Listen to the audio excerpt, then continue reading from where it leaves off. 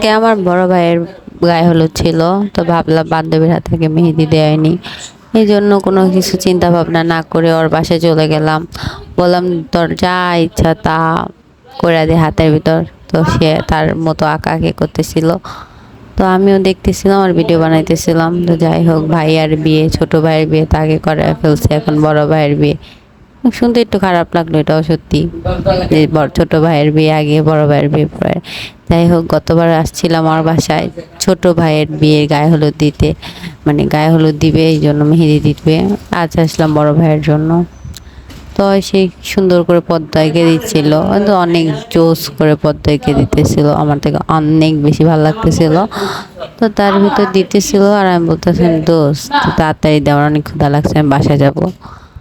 তো দিতে দিতে দিতে দিতে ওর পদ্মা দেওয়া তো আর শেষই হয় না। আরে ভাই তাড়াতাড়ি দে না। প্রায় ওর মেহেদি দেওয়া কমপ্লিট হয়ে যেতেছিল। দেন মেহেদি দিয়ে যাওয়ার পরে আমারও সবার হাতে মেহেদি লাগাই দিতে হবে, অনেক কাজ। তো গেলাম, আমি তো একটা ভিডিও নিয়ে নিলাম। তো যা এই ভাইয়ের গায়ে হলুদের জন্য হলুদ মেহেদি সব ব্লেন্ডার করে নিতেছিলাম, কারণ এখন তো আর সেই যুগ নাই যে বাটাবাটি করব। তো এই হলো হলুদ মেহেদি। তো ভাইয়ার যেহেতু নতুন বিয়ে, তো নতুন ফার্নিচার এগুলো আর আমি একটু ভিডিও নিতেছিলাম। নতুন ফার্নিচার দেখতে অনেক ভালো লাগে। তো এর ভিতর ভাইয়া চলে আসে, কিছু ঘরের ভিতর ছোট ছোট করে যা যা করা যায় আর কি রেডি করে নিলাম। এটা হলো মামি যাইতেছে ভাইয়ারে একটু হলুদ ছোঁয়াবে, তাই। তো আমি ভাবলাম যে আমি একটু ভিডিও করে নিই, আমার তো আর কোনো কাজ নাই, সবাই হলো হলুদ দিতেছে আর আমি ভিডিও বানাইতেছি। তো আস্তে আস্তে মামি যায়, আমাকে মামি একটু তাড়াতাড়ি করো, সিরিয়ালে তো আরো মানুষও আছে। যাই হোক, মামি দিয়া মিয়া কি জানি করতেছে, কিছু বুঝি না। হ্যাঁ, কত নিয়ম কানুন। অবশেষে অনেক নিয়ম কানুন শেষ করে মামি গায়েটা হলুদ দিল, দিয়ে আর কি পরে উঠবে অন্য মানুষের সুযোগ করে দেওয়ার জন্য। আমি বসে বসে কাহিনী দেখতেছি, আসলে হইতাছে কি ব্যাপারটা।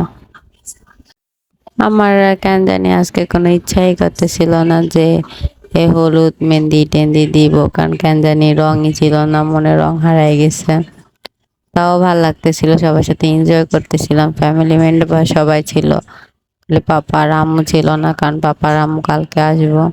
রাইসা চলে যায়, তারপরে একে একে সবাই দিবে মেহেদি। ভাই কি জানি ফালাই দিতেছে, ভাইয়া তুমি কি জানি চুরি করে খাইছ। হ্যাঁ, এটা হলো বৃষ্টি আপু, আমার মামাতো বোন, মানে ভাইয়ার বোন। তো সেও দিতেছে হলুদ। আমি আর কি করবো, আমি দাঁড়ায় আছি। অবশেষে আমাদের একমাত্র দুলাভাই চলে আসে, তার কি জানি বলে সুমন্দিকে হলুদ লাগাইতে। তো সেও ওইটা একটু খাওয়ায় চলে যায়। পরে ফাঁকি দিয়ে দেখি যে আমার আম্মা জান তার মামারে কি জানি দিতেছে। আমি কই, কি দেশে তোর কাকারে? কয় কি না, আমি মামারে দিতেছি টাকা পয়সা। আমি কই ভালোই, এতক্ষণ দাও না, এখন দাও। আমার তো তোমার চোখে পড়ে না, খালি মামারেই দাও। পরে এই তো আমার আরেকটা সোনামণি চলে আসছে, সে এখন তার মামারে খাওয়াবে, টাকা পয়সা দিবে। আমারে কেউ দেয় না, আজকে আমার বিয়ে না বলে। তো যাই হোক, তো সে খাওয়াইতেছে, টাকা দিতেছে, কত কিছু করতেছে।